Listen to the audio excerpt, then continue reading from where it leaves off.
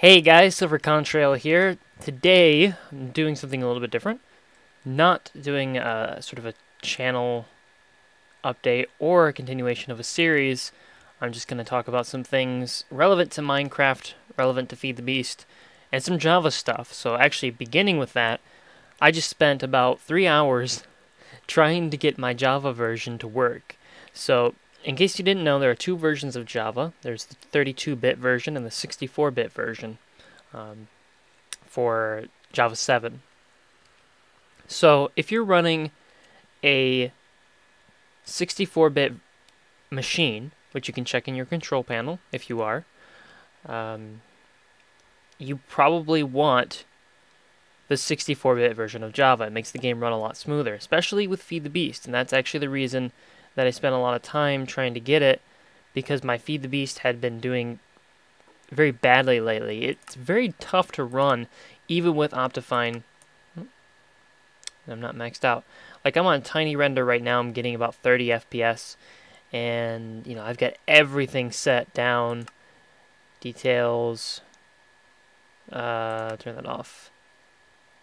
Usually this is what my setup is. Clouds off completely. And then, let's see. View bobbing, advanced OpenGL on fast, of course, max FPS, which is the fastest, and then tiny render, which obviously is the fastest. And then, not there, animations. Changing particles to decreased helps a lot, or even minimal helps even more. And usually that's where I'm going to run if I absolutely need to squeeze every little bit of performance out of my machine, which is usually what I need when I'm recording, because Fraps takes up a lot of resources, and my CPU just doesn't like to deal with both Fraps and Minecraft at the same time. It's pretty good about doing one or the other, but when you put both of them together, it usually drops my frames quite a bit. My CPU is the weakest part of my laptop right now. So yeah, updating is a pain. It was unbelievable of all the things you have to go through. A lot of times you'll end up uninstalling all your versions of Java, putting the 64-bit version of Java, and then you're still not able to use that 64-bit version for miscellaneous reasons. So that was something I had to toy with and experiment with for a long time, and I finally got it to work. And I think I'm getting a little bit better frames. I mean, it's obviously better when I'm not recording, but that's that. I am out here in the middle of nowhere to look at some new stuff that got added recently. This is some stuff that was added a couple versions ago. I'm playing the Feed the Beast, let's see, 15 WGT version, which is basically the 1.5.2 version of Minecraft with GregTech installed and then all the other mods. This is the 0.7 version. So it's a beta, still in testing. We get the 0.8 version supposedly sometime later this week.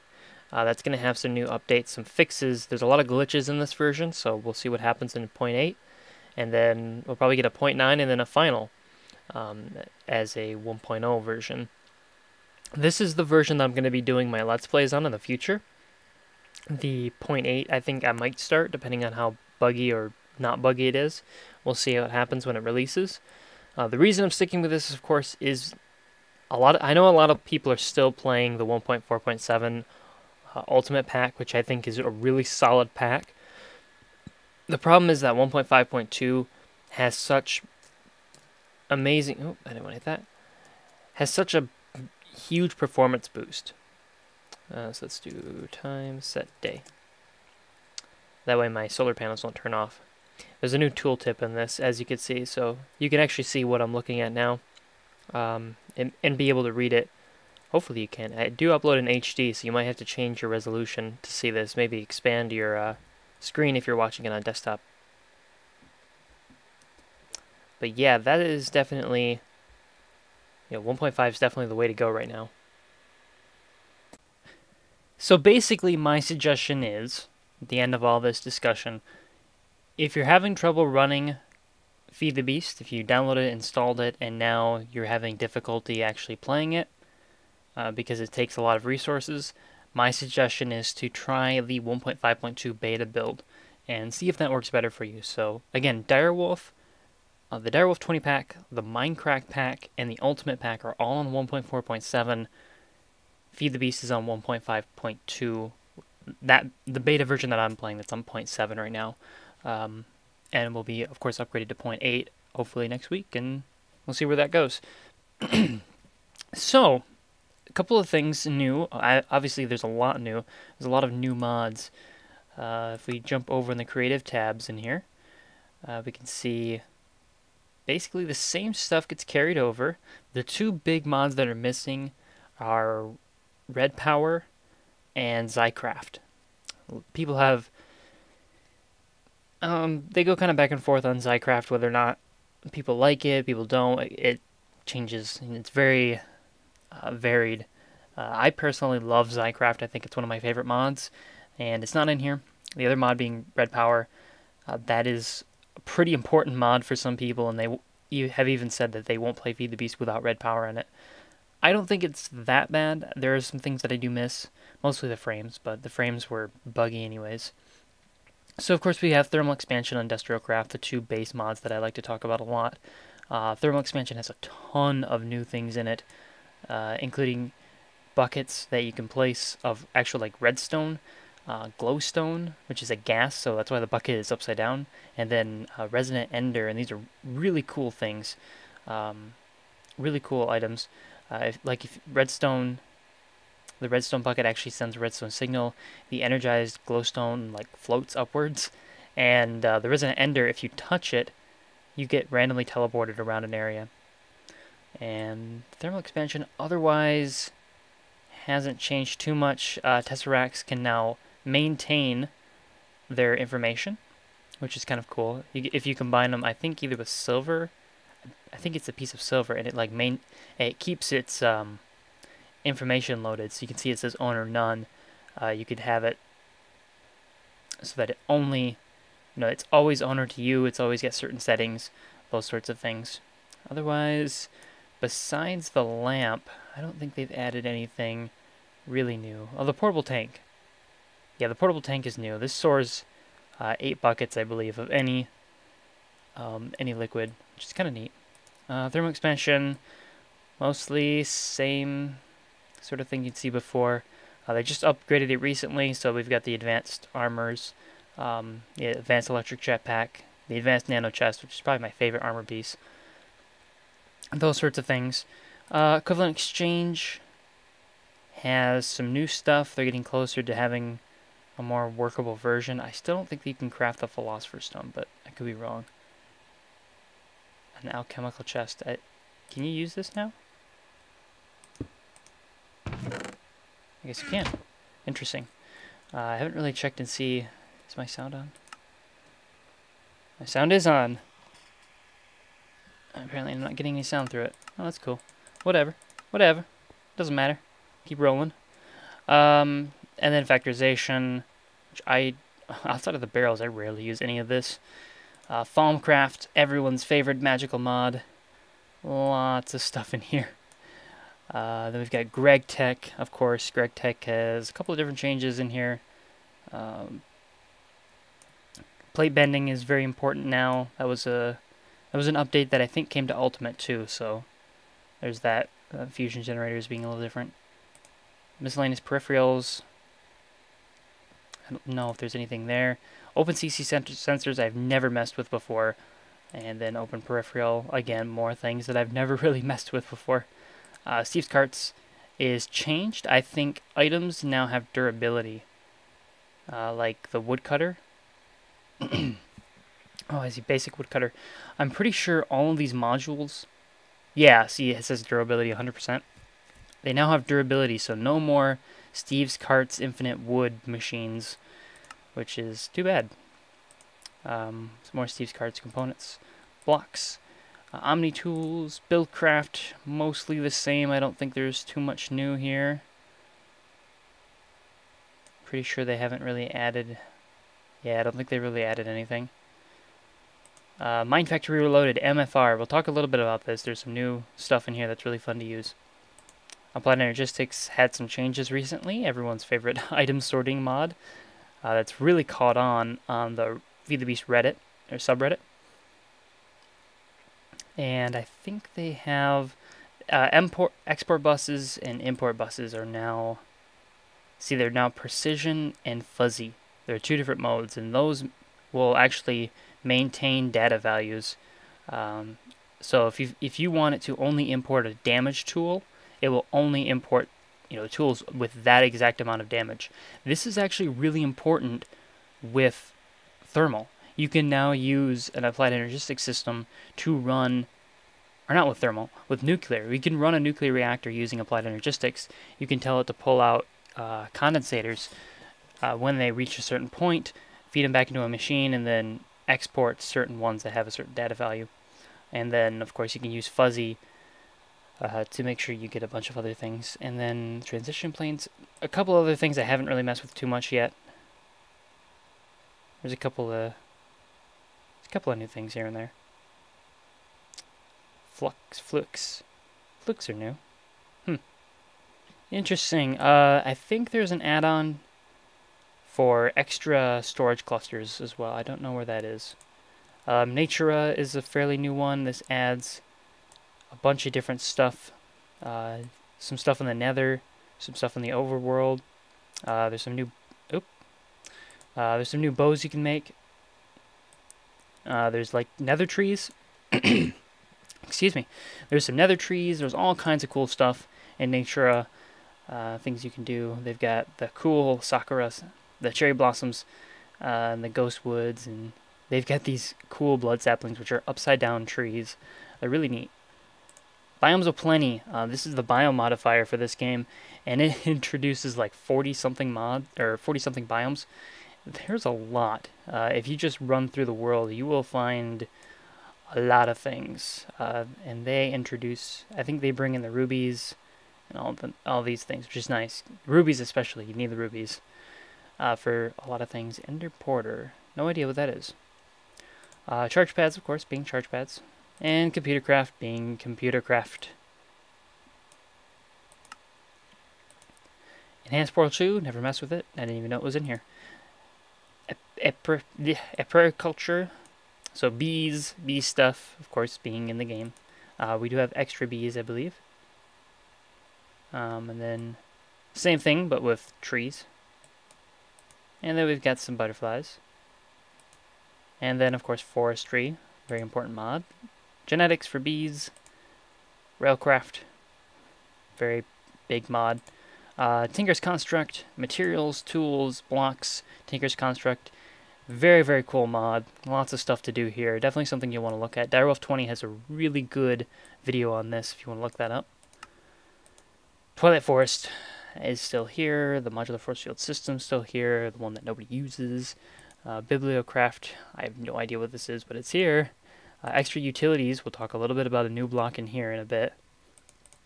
Thaumatic Tinker, Magic Bees, modular power suits. Now, modular power suits right now in 0.7 is broken. You can see everything's unnamed and glitchy. Yeah, it's a problem with the version that's in here right now. This will be fixed in 0.8. Portal gun is, of course, portal. Pretty usual. I don't think anything's changed here in a long time. Oh, dang it. Oh. Alright, I'm back. So if you do download this, I would very much suggest you stay away from the vending tab. Clicking on this automatically will crash your game. So if you're in the 0.7 version, do not click on vending. I told myself not to do this, and then I did it anyways. So then we have Misscraft. Not a whole lot of blocks here. Just a lot of dimensions. Misscraft symbols. This, which I guess is a plugin for forestry, adds a bunch of stuff. And power converters, which is a very, very useful mod, especially if you're somewhat new to Feed the Beast.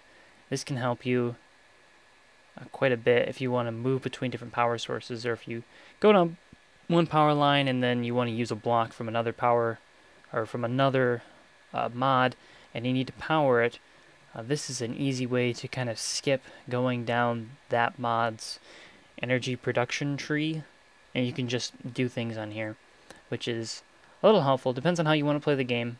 Some people like power converters because it makes their life easier. Some people don't like it because it makes their life too easy. So, depends on how you want to look at it. Power converters is a 0.7 edition, I think. Either that or a 0.6. So, a couple of things I want to talk about. 2 blocks. Well, actually, it's more than 2 blocks, but mostly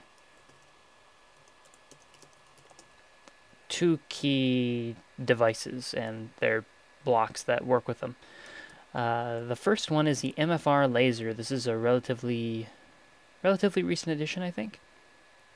And what the MFR Laser does, pretty simply, is... Let me get something out of my inventory. Basically, you have... Well, it's the Laser Drill. This is, of course, Mine Factory Reloaded. We've got a diamond chest on top, and then we've got these 4 laser pre-chargers with ultimate hybrid solar panels. So the solar panels here just to provide energy to the pre-charger. The pre-charger takes a certain amount of energy, either EU or Minecraft joules, and then it does a certain amount of work, basically instant work. It's like 1 work.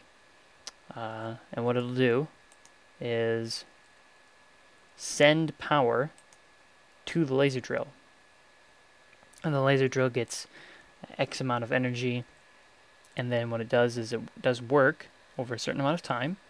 It's about 300 work, and then every time this fills up, the drill brings up an ore. So if we look in the chest, we can see we've pulled up all of these different ores, everything from tin, ferrous, iron, copper, silver, emerald, to diamonds, redstone, lots of stuff in here. We've got 32 diamonds in here too. Now I've got the same exact setup duplicated over here, so it's basically the same thing. I started this one a little later, so it's got fewer items. But basically the same stuff that you're seeing, redstone, ferrous, whatever, 18 diamonds in this case. Even some quartz. Certus quartz ore, which is the applied energistics quartz. Now you don't necessarily need, I ran some calculations on this, you don't need 4 pre-chargers. You only actually need 2. If you take away these guys, this setup will work fine. As long as this guy is getting, I think it's about 1800 EU per tick. If you give it 1800 EU per tick, it'll run at max, which is just over what I'm giving it right now. I'm giving it about over 2000 EU per tick. And that's because, I've got these ultimate hybrid solar panels here, which, as you probably know if you've played, ultimate hybrid solar panels output a total of 512 EU per tick during the day. So that's quite a bit EU. That's...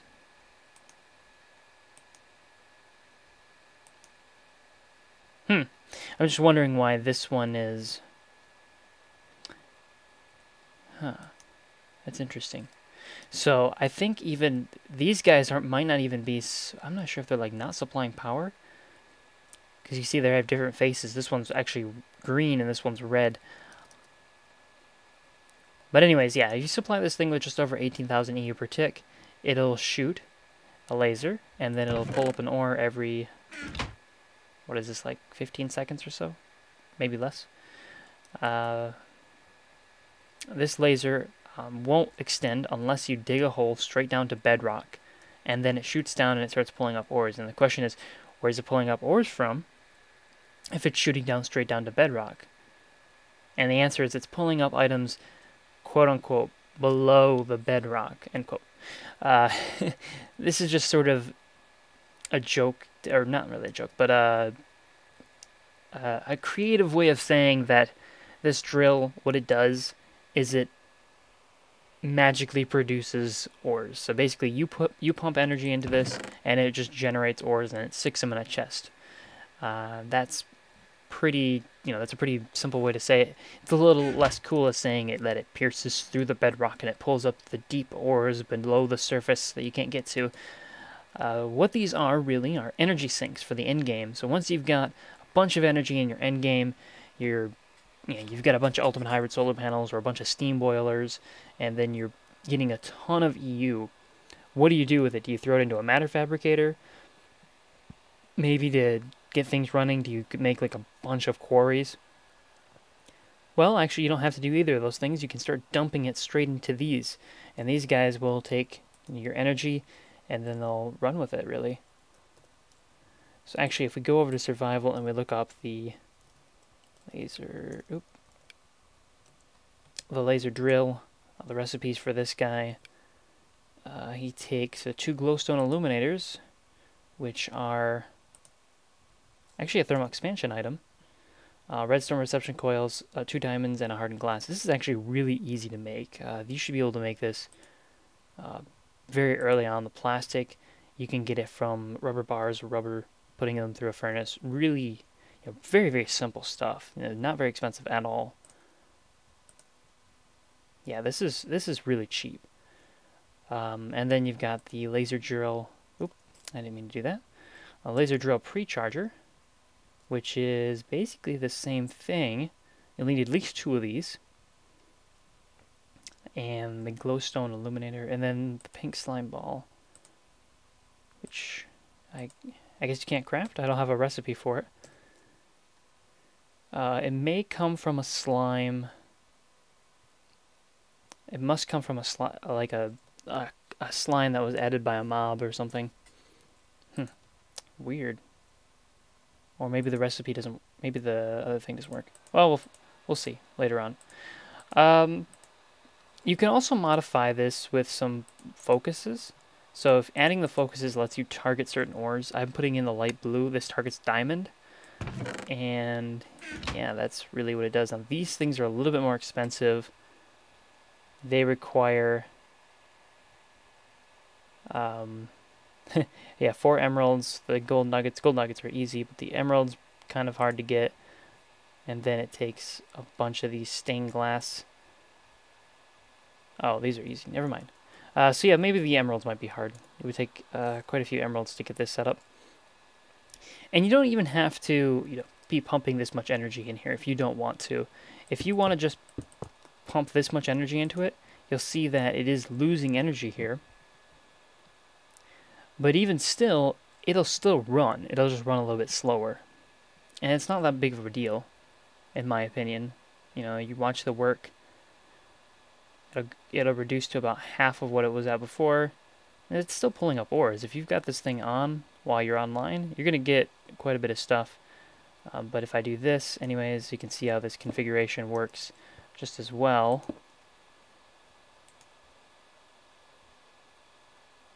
And you can see that it's very slowly beginning to build energy because I'm giving it more energy than it can use right now with just 4 Ultimate Hybrid solar panels, which honestly aren't that difficult to make.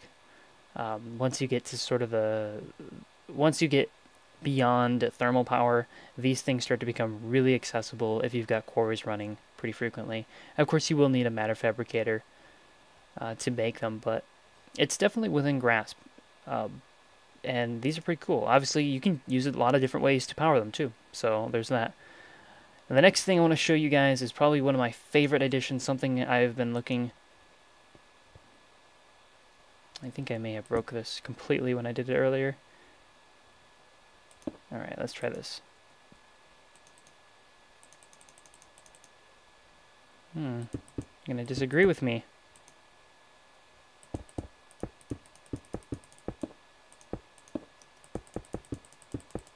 Alright, let's try this again.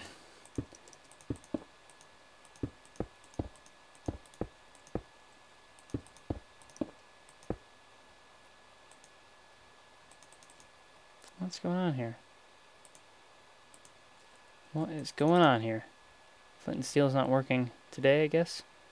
Is that what's going on? Let's get some wood. Huh, that works. Odd that this isn't working. Huh. Color me surprised. There we go. Finally got it. I had to trick it a little bit. So this next item is something that basically does something that I've been doing, that a lot of Feed the Beasters, if that's a word, have been doing. but it's required a much bigger setup and a much more laggy way of doing it. And the new block here, called the Endothermic Pump, it makes this so much easier. So this guy is added by extra utilities, and it is an awesome tool. So basically, I must have run out of power. So basically what this does is it allows you to get energy, thermal power, from the Nether in a way that is a lot simpler and a lot more lag-free.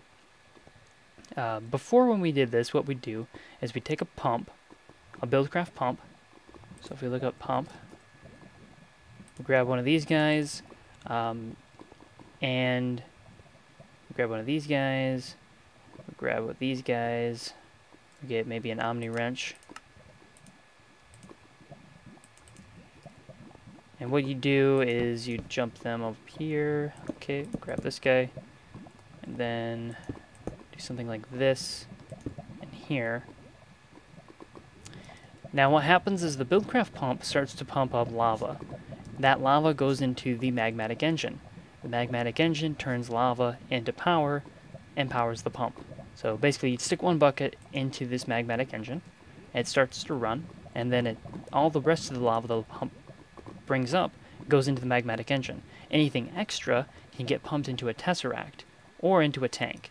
And then you can send it to all of your machines that run on lava, either more magmatic engines, so you can use Buildcraft power, or thermal generators, so you can create power using lava. You put a chunk loader in the Nether and you're good to go. The problem with this setup is that it creates a lot of lag. When it takes up the lava source blocks, as you guys know, lava doesn't really behave very nicely. It has a tendency to cause problems.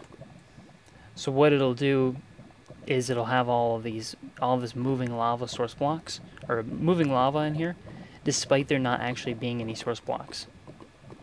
So the trick is with this guy, it does the same basic thing. It's gonna... My frames are dying. It's going to suck up the lava, but then it's going to turn that lava into stone. So this was all lava in here. And then what happened is as it drained, it became stone. So I've actually filled this tank, so I don't need to fill it anymore. So what we could do instead is if we could empty the tank, I can show you guys how this works. I think if I break all the valves, I should be good to go. Alright, so let me get a... Oh, nice little valve.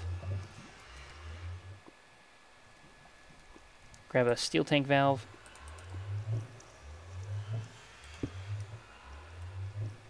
Here, here, and here. Oh, nope, it's still filled up.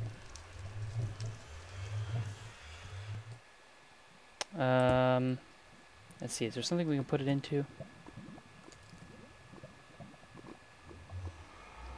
Probably not. Oh, I know what we can use. Centrifuge. Centrifuges will eat up a lot of our lava.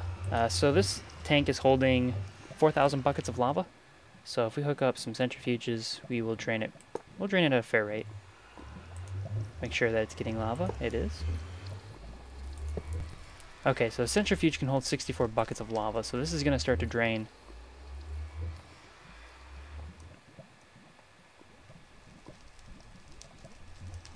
Grab a liquiduct. And it's not going to pull out of there unless I do some magic. We get a wrench again.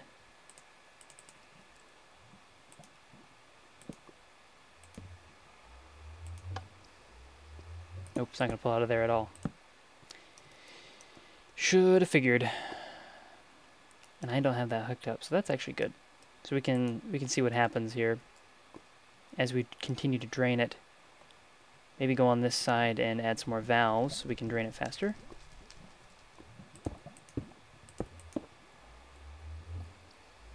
So, oh, lever, lever,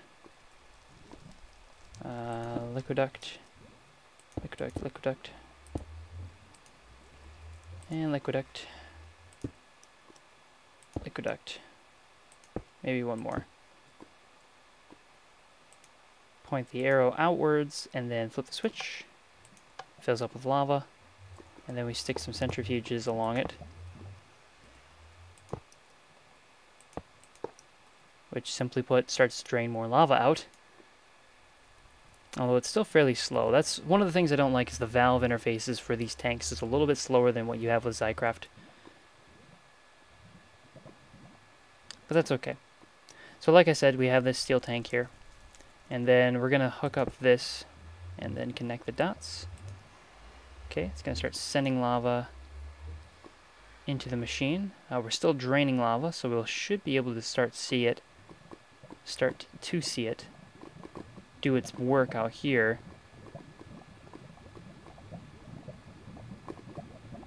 But I'm not sure if it's going to do it or not.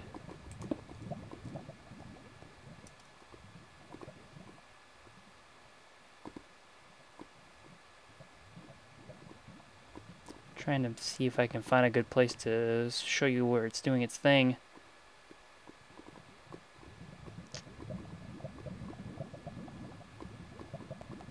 Doesn't seem to be doing anything. It's usually easier when you first set it up.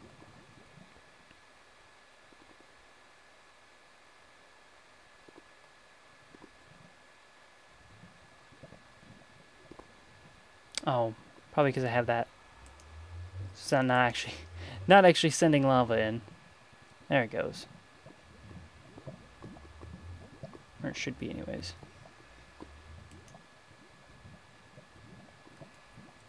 Should be sending lava. Oh yes, there it goes.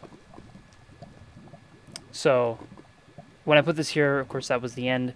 And then it went up one. Yep, there it goes again. So every time it pulls up these source blocks, it's actually replacing it with stone. If we go down further, we can see all of this down here is stone. It actually... Yep, it actually replaced stone over my head while I was descending in there. So that's actually, this is extremely useful because it's going to cut down on lag, and best of all, it chunk loads, which is just amazing. So how do we make this thing? We go to recipes.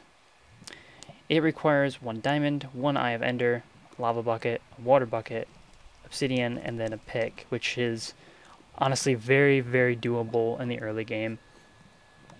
You just need to find yourself some blaze so you can get the eye of ender, or even you could even get it from a villager, but I don't think anyone really wants to do that.